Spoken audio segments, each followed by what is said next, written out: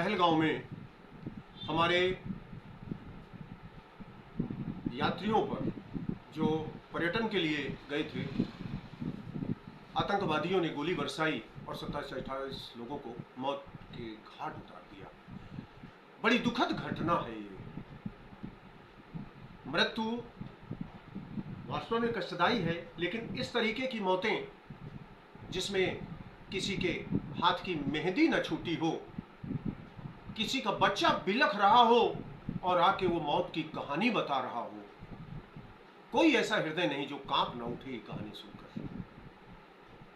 सवाल ये है कि जब ये घटनाएं होती हैं उसके बाद मोमबत्तियां जलती हैं, पाकिस्तान के सर काट के लाने की बात कही जाती है और राजनीतिक बयानबाजी शुरू हो जाती है। ये बड़ी दुखद परिस्थितियां हैं भारत की। हिंदू मुस्लिम को बांटा जाता है, आतंकवादी यही चाहते हैं, इसीलिए वो ये करते हैं। पाकिस्तान से आकर मुसलमान कौम के आतंकवादी यहां आतंक करते हैं, हत्याएं करते हैं और एक ऐसा संदेश दे जाते हैं कि हिंदू और मुस्लिम यहां लड़ने लगे। पहलगांव के बाद भी यही हुआ।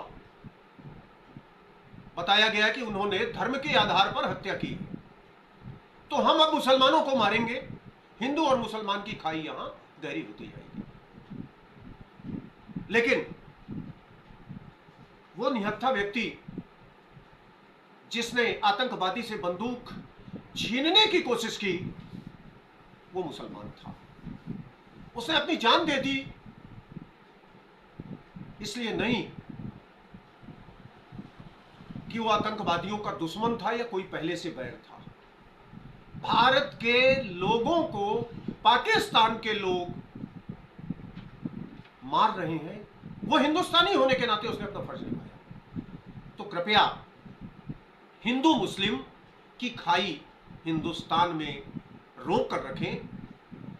यही खाई बनाना चाहते हैं अलगाववादी, पाकिस्तानी और उनके आतंकवादी। तो हमको कृपया यह समझने की आवश्यकता है कि आतंकवादियों के मंसूबे सफल न हो, आतंकवादियों को जवाब दिया जाए।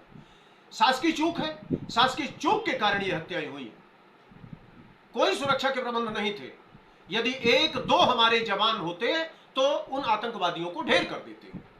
लेकिन सवाल यह है कि यहां कोई इस तरीके की व्यवस्था नहीं थी। 1000-2000 सैलानियों के लिए एक दो जवान वहां नहीं थे। और हमारे नेता जब काफिले में चलते हैं तो सैकड़ों गाड़ियों में सवार हजारों जवान उनकी सुरक्षा में जाते हैं। हमने देखा पहलगांव के मामले में, जब कश्मीर गए हमारे गृह मंत्री, तो 2 किलोमीटर का काफिला था सुरक्षा बलों का। एक व्यक्ति की सुरक्षा के लिए इतने सारे लोग थे। इस परंपरा को भी गंभीरता से देखना होगा। मोदी जी विदेश से आते हैं और बिहार चुनाव में चले जाते हैं। उनका दिल नहीं पसीजता, उनकी आंख में आंसू नहीं आते। एक दिन वो देश के मरे हुए इन लोगों के लिए शोक नहीं मना सकते। उनको चुनाव दिखा और चुनाव में जाकर पहलगांव की गाथा गाते हैं। ऐसा पहली बार मोदी जी ने नहीं किया है। पुलवामा में भी जब आतंकी हमला हुआ, हमारे सैनिक शहीद हुए, मोदी जी ने पुलवामा के शहीदों के नाम पहली बार वोट डाल रहे लोगों से वोट मांगी। आज तक 5 से 6 साल हो रहे हैं पुलवामा मामले को, उसकी कोई जांच रिपोर्ट नहीं आई। कोई आधार नहीं दिखा कि कहां से वो आतंकी आए। और ये तो इस तरीके की आतंकवादी घटनाएं क्या चुनाव के समय में ही होंगी?